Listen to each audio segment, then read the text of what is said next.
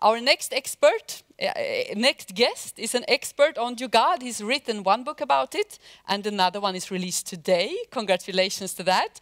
He's a professor of marketing at the University of Cambridge, where he also is the director of the Center for India and Global Business. Please welcome Jaideep Prabhu. Thank you, Elisef. Good afternoon, everyone. It's a great pleasure to be here with you. I grew up in India and then have studied and lived in the West since. Throughout my career, I've studied innovation. And the first part of my career, I studied innovation in large Western corporations. And then a few years ago, I turned my attention to the country I grew up in, India, and started to look at innovation in emerging economies. And what I learned surprised me. In contrast to their Western counterparts, Indian innovators were different in at least 3 ways. First, they were extremely frugal. They were very good at taking cost out of the entire innovation process, probably because, as Dr. Shetty said, they don't have money in the bank. Second, the mindset was very flexible. They have the ability to improvise solutions as they go along, changing from one plan to another, possibly because the environment is very uncertain and changing. And finally, a lot of the solutions are inclusive. They seem to bring people from outside the formal economy into the formal economy, possibly because there are very many people outside the formal economy. Let me give you an example. As a bit of a contrast, this is a bit of a caricature, but still it makes the point. In the West or in affluent societies, we're likely to see something like this as an innovation. This is a fridge that will talk to you and you can talk back to through this tablet PC. And for that pleasure, you pay $3,000. This is how we sort of sometimes put technology into products to differentiate them, but that's expensive, and then we pass the cost on to the consumer. In the Indian context, you're more likely to see something like this. That's $3,000. This is $30. It's a clay fridge, and it just uses the cooling properties of water evaporating through the walls of this box to keep fruit and vegetables fresh for up to 5 days. This is very frugal. It uses clay and water. The mindset of the entrepreneur was very flexible. And importantly, it's inclusive. He's intending to offer this solution to potentially millions of people around the world who would like to have a fridge but cannot afford one, or even if they can afford one, may not have access to electricity. Here's another example. This is a beautiful machine. It's an incubator from GE. It's a $20,000 machine. It does everything that a child and infant would possibly need. But unfortunately, it's too expensive for most people to use in a country like India. In a situation like this, something like this might do a lot of the job. This is not an incubator. It's a baby warmer, so it doesn't have an oxygen tent. However, it does an important thing that helps deal with child mortality. It helps premature babies keep their body temperature constant and therefore avoid dying or being severely affected throughout their life. Importantly, for many of you, this was developed by a group of students from Stanford as a part of a course on design for extreme affordability. But they went on to trial it in Nepal and India, and now they commercialize it partly with the help of GE Healthcare, but also through several states in India. Now, my colleagues and I researched this and researched many such cases, and then decided to call our book Jugaad Innovation after this Hindi term Jugaad, which is the term that people use to describe this frugal, flexible, and inclusive approach in some parts of India. And we defined it to be the art of overcoming harsh constraints by often improvising a good enough solution with limited resources.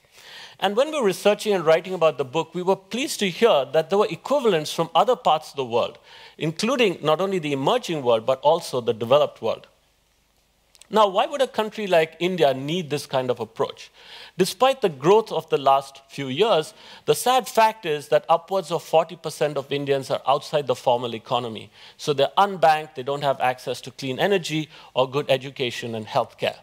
Now, that's a problem, but it's also potentially an opportunity. You know, there are lots of Indians who are maybe in the top bracket, who live in large cities, have salaries, are educated, have access to bank accounts, and so on. And so far, they've been the focus of attention of companies, whether Western or Indian. But below that, you'll see even larger numbers of people who are aspiring to get into those categories. These are people who are typically outside the formal economy. They may live in urban slums or small towns or in the countryside, but increasingly they have purchasing power and wish to improve their lives. And companies are now taking them seriously as a huge untapped market, but they have to rethink how they innovate for these people. They have to do frugal, flexible, inclusive innovation. And India, in some ways, is a microcosm for large parts of the world. The World Resources Institute a few years ago estimated there are something like 4 billion people, more than half the world's population, who are outside the formal economy around the world. Many of them are in South Asia, but there are large numbers in Africa, Latin America, and elsewhere. And together, they offer a very large untapped market opportunity. In 2008, they estimated it was 5 trillion. It's now estimated to be 10 trillion. That's more than the size of the Chinese economy, for instance. And I would even argue that it's not just the emerging world that faces a crisis. Even in the West, as Thomas Piketty has pointed out, we face an endemic problem of inequality. And particularly post-financial crisis, people have faced pressures on household budgets. Governments have faced pressures on their budgets. So I think frugal innovation is important around the world. Let me just show you some examples of this. And I'll start with Mansukh Bhai. He's the person behind that clay fridge. He comes from a village in Gujarat, from a family of potters. He has a high school education. In 2001, Gujarat had a very serious earthquake, and many people lost their prized possessions, including the clay pots in which they store water. And he saw an article in the newspaper one day where somebody's clay pot broken. There was a photo, and the caption read, "Poor man's fridge broken." And he, from that, actually got the idea to make a poor man's fridge. And that's what came out of it. He set up a factory in his village. He trained local women to make the fridge. And now he sells them, including on the web. Here's another example, a bit different from Dr. Shetty and not as celebrated as Dr. Shetty. He hasn't reached the same scale. This is Dr. Mohan, who's a diabetes specialist from Chennai, another city in South India. And he has a very successful practice, private practice in Chennai, serving people in the city, many of whom now have diabetes, but who can pay for this. But he's also aware that lots of people in the countryside have a problem with diabetes. And often they don't know what it is or what they can do about it. Very few of them can afford to or will go to the city to get served by the doctors there. And equally, his doctors from the city will not go into the countryside. So what solution for this? He comes up with this Jugaad solution, a mobile clinic. He works with the World Diabetes Foundation that give him this, this clinic and also the equipment inside the van. And then he works with the Indian Space Research Organization, which is a very frugal organization. They sent a craft to Mars for the budget of a low-budget Hollywood film, about $80 million. In any case, they have lots of satellites in space, and they've given him this VSAT technology. So what happens? The van goes around from village to village. People like this lady from the village will step in. She looks through the eyepiece. The image is broadcast via satellite to the doctor, who can see it on his computer screen and make a diagnosis. And then, this guy is very important. He's a local community healthcare worker. He communicates with the doctor and makes sure there's a follow-up. So this is a very interesting model that you have over here.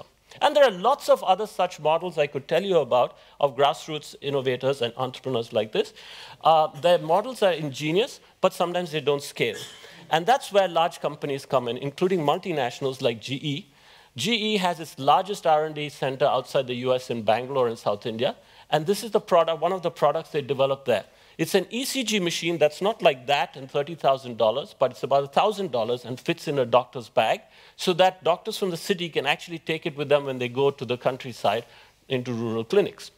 It's robust, it's portable, it runs on batteries, all these things. They knew that they needed that kind of specification, but how to develop this? The old way of developing in a large R&D company would have been to do everything in-house, to own the IP, and to do everything from scratch. But this would take too long and be too expensive. So they adopted this Jugaad approach of many of their local competitors. And they said, well, we need a printer. Oh, let's look around. Bus ticket printers, let's use that component. We'll even use the paper, it's cheaper. We need a keypad. Okay, telephones have keypads. We can take that component.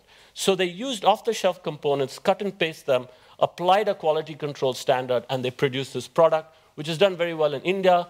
An equivalent product has done well in China. It's now got FDA approval and is being used in the West. Now, many of you may be familiar with Nokia. Nokia, for many years, dominated emerging markets because of phones like this. And this phone came out of their direct contact with people in urban slums in places like Dharavi in Mumbai or in Sao Paulo or in Ghana and so on, where their researchers went and lived with people in slums and observed how they were using mobile phones in the late 90s. And in the late 90s, these were quite expensive things. So people in urban slums would buy them, but they were a precious possession. They would cover them in plastic to protect them from dust and grime. And they would use the light in the phone to see their way in the dark at night. So the researchers observed this, and they went back to their lab, and they said, can we produce an affordable, robust phone that has these features? So they put these features in, and it became a massive product. And you see these products all around the developing world. So much so that now they are being used to deliver all kinds of services on that platform, including financial services to people who are unbanked. M-Pesa is perhaps the most celebrated example of this. This is mobile money that's offered not by a bank, but by a mobile phone company, Safaricom, in Kenya. And what you do with it is, if you have a basic Nokia phone and text messaging, you can go to your corner shop in your village, hand the guy cash, and he will text you the equivalent which you accept with a 4-digit PIN onto your phone. And then you can go to another guy and text him that and get cash back. So you can do cash in and cash out. And if you can do that, you can do this. This is a killer application. If you leave your family in the village and go to work in Nairobi, and there's a crisis at home, you can text money back to your family at the speed of light for the cost of a text message, instead of send it through Western Union or actually take it yourself or send it with a friend. And that's just been the killer application. The other things you can do, including if you don't even have a bank account but you have money on your phone, you can go to an ATM. You can use existing infrastructure to withdraw money. And as a result of this, M-Pesa has simply taken off in Kenya. There's something like 18 million users of this now, more than the number of people who have bank accounts. It's a very frugal way to do financial inclusion.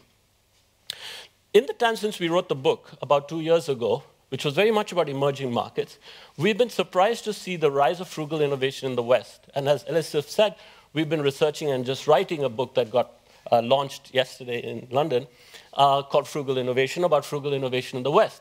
Now, what we've noticed is that, yes, there are some negative drivers of frugal innovation in the West, particularly resource-constrained consumers and governments, but there are also some positive drivers. People care about the environment, and also increasingly they're empowered by technology to do more with less. Let me give you some examples quickly. This is a group of students who came out of Northwestern University in Chicago. They call themselves Design for America. And they said, you don't need to go to Africa or Asia if you want to solve world problems. There are plenty in Chicago, including this one of hospital-acquired infections. So what did they do? They went to a local hospital. They observed doctors and nurses. They saw that they intend to be hygienic, but they can't always go to a wall unit to wash their hands. They went back to their studio where they have basic equipment. They came up with a solution. They said, why don't we take that wall unit and make it clip onto the doctor's scrubs? They designed the product in their studio with basic computing and a 3D printer. They outsourced the manufacturing, and now they sell this online without an advertising budget using viral and social media. The whole process was done by a small group of students with basic resources, including the marketing of this. Getting the idea, developing the idea, commercializing it. And they produced this product called Swipe Sense, which is about $3, and there's also a data component to it. This is an example from Cambridge. This is a former student of mine, Eben Upton, who realized that a lot of students who came to study computer science at Cambridge didn't actually know how to use the inside of a computer or code for it. So he said, what if we can come up with a computer that's so cheap, every school kid can use one? And that was the Raspberry Pi. Since it was introduced for about $35, it has proven popular not only with students, but also their parents, particularly their dads. And there's a whole maker movement that's using these computers to do other things, to innovate new products and services. This is an example that one of my students has done. He's taken the Raspberry Pi, loaded it with the Khan Academy, which is the entire school curriculum, which is for free, available on YouTube. And this can be used not only in the West, but also in emerging markets. And we were talking about the power of smartphones that we carry in our pocket.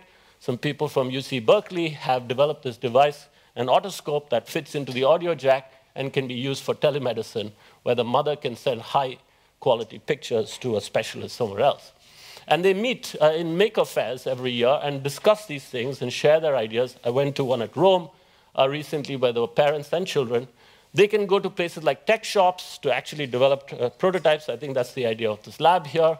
This product came out of a tech shop. It's a square that fits into the audio jack of a phone, can be used for credit card payments. A couple of examples that may be relevant to the city of Stockholm. This is from Barcelona, where the FabLab there has developed this device that enables citizens to sense the quality of air in their home and lobby their local governments to change environmental practices. An example from Helsinki, a rival city, where they're hoping to use connected citizens to increase mobility, to make it irrelevant for people to actually own a car because they can share those resources. So let me conclude by saying that I strongly believe that this kind of frugal, flexible, and inclusive innovation is crucial for our world. I think that Swedish and innovators from here in Stockholm can not only do this locally, but they can also collaborate with their counterparts in other parts of the world to make lives better everywhere. Thank you.